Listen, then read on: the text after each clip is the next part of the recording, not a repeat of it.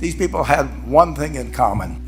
They knew they had it in themselves. They knew they could be something beyond where they were. They were willing to put their time, their energies to better themselves. What you really could do with more skills, it's just remarkable. I would like to just tell you a couple of short stories, and we'll draw maybe a couple of lessons. But I would like to tell you of two women that each sold a business to Berkshire Hathaway, to me actually, for many, many, many millions of dollars. Both of them started with $2,500.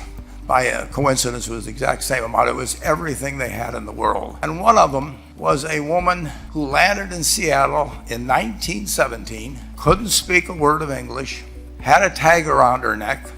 The tag said, Fort Dodge, Iowa. The Red Cross got her to Fort Dodge, where she was reunited with her husband who had come to the country a couple of years earlier. And she lived in Fort Dodge for 2 years, and as she put it, she felt like a dummy.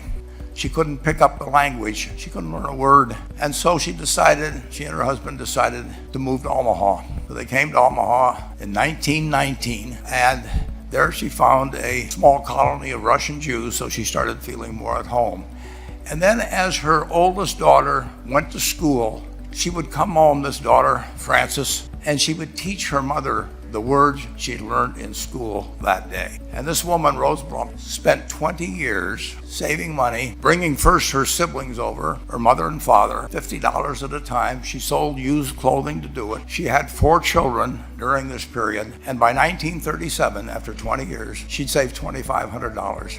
She went to Chicago, and she bought what she could of furniture. Her dream had always been to open a furniture store. And this woman who had never gone to school one day in her life, with $2,500, but with the same spirit that the people in this room had about having a dream and working to accomplish that dream, she built a business which she sold to me in 1983 for $60 million approximately, and which did $1.5 billion worth of business last year. She could not read or write. And she went into a furniture business, and she didn't bring anything unique in furniture, but she brought a determination to succeed. She knew she could outwork anyone else. She knew she cared about her customers. She worked at very low gross margins, but she built this incredible business. And I saw one other woman who did a similar thing with $2,500. I paid her hundreds of millions of dollars for her business. So I decided to go to the source and get these people before, I don't want you guys coming around to me asking me hundreds of millions of dollars. I'd like to join in with you much earlier. So I've followed this group. Today I'd like to tell you about one other small business person. This person, I went to buy his business from him, and he turned me down, which was very wise. But this was a fellow who was born about 8 years before I was. He was born in 1922. We'll call him Jack, lived in the Midwest. He was a pretty good athlete, didn't like school much. And I'm going to tell you one thing early in the story, maybe you can figure out who the guy was. The company he built hires more college graduates each year than any other company in the United States. And this fellow, who was destined for this but did not know it, Jack, went to college for a year and then dropped out.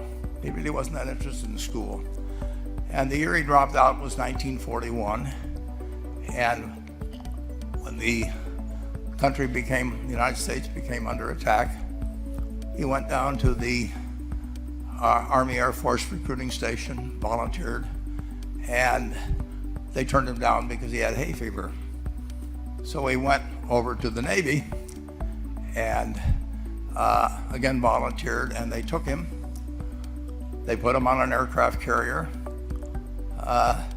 He flew small flight airplanes during World War II, got 2 distinguished flying crosses from the Navy, and then he came back to the Midwest. So now we've got a young guy, probably by this time he would be 23 or 24 years old.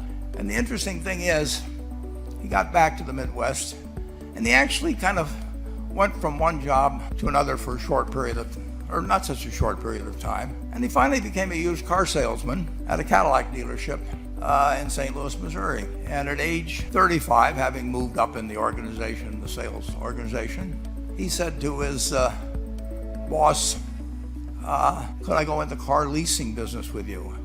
The boss said, well, if you'll cut your salary in half and you'll come up with, I think it was $25,000, which he borrowed, we can become partners in a car leasing company. So my friend Jack started at age 35 in the car leasing business. And he had 7 cars. It was pretty slow. In fact, one of the things he did was whenever the phone rang, he let it ring 3 or 4 times so people would think that he was very busy answering other phones. And of course, it was the only call he was going to get all day. So his first venture was okay, but it wasn't really going to go anyplace. And there's a lesson in this for all of us. At age 40, he decided with 17 vehicles, 17 cars, he was going to go into competition in the rent-a-car business. So now he's taking on Hertz and Avis and National and people like that who have hundreds and hundreds of thousands of cars. And he's got 17 cars, and his cars aren't any different than theirs. I mean, he's buying them from General Motors or Ford or Chrysler. And he can't get the airport locations. Those companies have them all sold up. But he was determined that he would basically offer the customer, can't offer him a different car, but he can offer them friendlier service than they've ever seen. And so he started a company.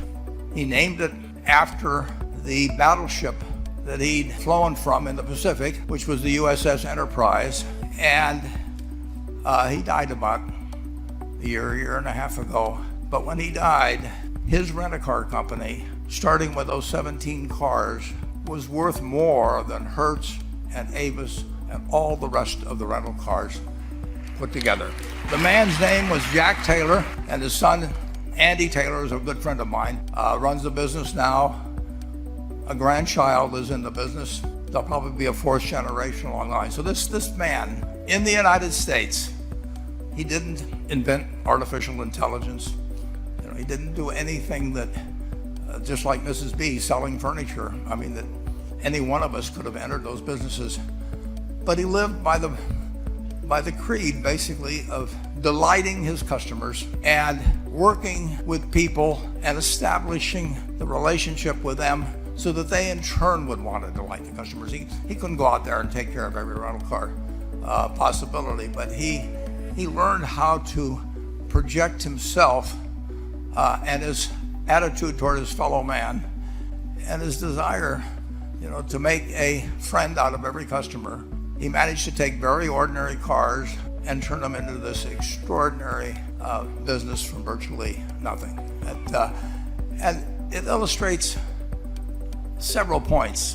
One is, you don't necessarily get it right exactly right the first time. I mean, the car leasing business, basically you were competing on the cost of money to finance cars. And it's very hard to delight a customer when you just give them the car and tell them to send you a monthly check for 5 years and you'll be back at that time. So his talents were being wasted basically in that business. But at the age of 40, all of that experience behind him, he found the golden key, and he took a very ordinary business and turned it into an absolutely extraordinary operation, just like Mrs. B or Rose Bumpkin did with furniture. He didn't worry about whether the Federal Reserve was going to tighten or ease. He didn't worry about whether the stock market was up or down yesterday. He didn't worry about the things he couldn't change, but he did focus on the one thing he could change, and that was the customer's experience.